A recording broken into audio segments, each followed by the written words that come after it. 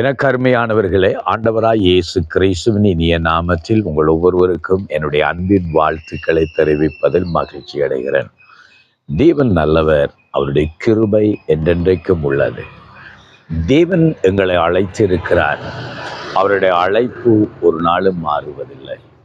தேவன் தம்முடைய வாக்குத்தத்தங்களை எங்களுக்கு கொடுத்திருக்கிறார். அந்த வார்த்தைகள் ஒரு நாளும் மாறுவதில்லை. அன்றைக்கு ஆதி திருச்சபையில அப்போஸ்தல நாட்களில தேவன் எதை செய்தாரோ, இன்றைக்கு நம் மத்தியில நம்ம சபைகளின் நடுவிலே தேவன் அதையே செய்கிறார். அற்புதங்கள் அப்போஸ்தலரோடு முடிந்து போகவில்லை. அற்புதங்கள் ஆதி திருச்சபையோடு முடிவடைந்து விடவில்லை. தேவன் இன்றைக்கும் இருக்கிறார். அவருடைய வல்லமை இன்றைக்கும் இருக்கிறது. அன்றைக்கு மேல் வீட்டறையில பரிசுத்த ஆவியானவர் அமர்ந்திருந்த அப்போஸ்தலர்கள் மேல் வந்தபோது எல்லாரும் ஆச்சரியப்பட்டார்கள்.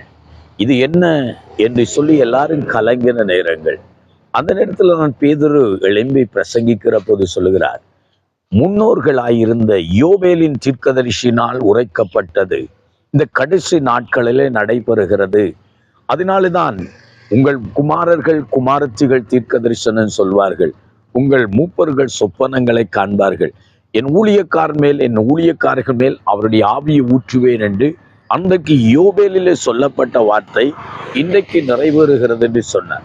ஆம், எனக்கு அருமையானவர்களே, பழைய ஏற்பாட்டு காலத்திலே சொல்லப்பட்ட வார்த்தை புதிய ஏற்பாட்டிலும், புதிய ஏற்பாட்டின் ஆரம்ப காலத்திலே கூறப்பட்ட வார்த்தைகள், இல்லாட்டால் இயேசு சொன்ன வார்த்தைகள் இன்றைக்கு நம்ம வாழ்க்கையிலும் நிறைவேறுகிறதா இருக்கிறது.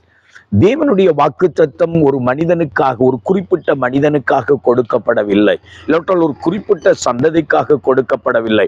விசுவாசம் உள்ள யாவருக்கும் அந்த வாக்குத்தத்தம் கொடுக்கப்பட்டிருக்கிறது. பிதாக்களுக்கு கொடுக்கப்பட்ட வாக்குத்தத்தம் பிள்ளைகளுக்கு உரியதாயிருக்கிறது. அப்படித்தான் வேதம் சொல்லுகிறது. அப்போஸ்தலரின் புஸ்தகம் 2வது அதிகாரம் 39வது வசனம் சொல்லுகிறது, வாக்குத்தத்தமானது உங்களுக்கும் உங்கள் பிள்ளைகளுக்கும் நம்முடைய கர்த்தராகிய கிறிஸ்துவினால் வரவழைக்கப்பட்ட யாவருக்கும் அது கொடுக்கப்பட்டிருக்கிறது. அங்கே தேவனுடைய வாக்குத்தத்தம் உங்களுக்கும் உங்கள் பிள்ளைகளுக்கும், கர்த்தராகிய இயேசு கிறிஸ்துவினாலே தூரத்தில் உள்ள யாவருக்கும், இல்லாவிட்டால் அழைக்கப்பட்ட யாவருக்கும் அது கொடுக்கப்பட்டிருக்கிறது. இன்றைக்கும் தேவனுடைய வாக்குத்தத்தத்தை விசுவாசியுங்கள், தேவனுடைய வல்லமையை விசுவாசியுங்கள், தேவனுடைய கிரியைகளை விசுவாசியுங்கள், தேவனுடைய அற்புதத்தை விசுவாசியுங்கள். விசுவாசிக்கிறவர்கள் பாக்கியவான்கள். ஆகவே இன்றைக்கும் தேவன் உங்கள் வாழ்க்கையிலும் கிரியை செய்கிறவராயிருக்கிறார். உங்கள் வாழ்க்கை கூட தேவன் தம்முடைய வல்லமையை வெளிப்படுத்துகிறவராயிருக்கிறார். சில வேளைகளில் யாரோ ஒருவருக்காக ஏதோ ஒரு காலத்திலே என்று நினைக்க வேண்டாம். இன்றைக்கும் தேவனுடைய வாக்குத்தத்தங்களை நீங்கள் விசுவாசித்து அவைகளை நீங்கள் சுதந்தரித்துக் கொள்ளுங்கள். கர்த்தர் உங்களை ஆசீர்வதிப்பார். உங்களுக்காக நான் ஜெபிக்கட்டுமா? எங்களை நேசிக்கிற எங்கள் தகப்பனே, உம்முடைய வாக்குத்தத்தங்களை நாங்கள் விசுவாசிக்கிறோம். நீர் நேற்றும் இன்றும் என்றும் மாறாதவர்.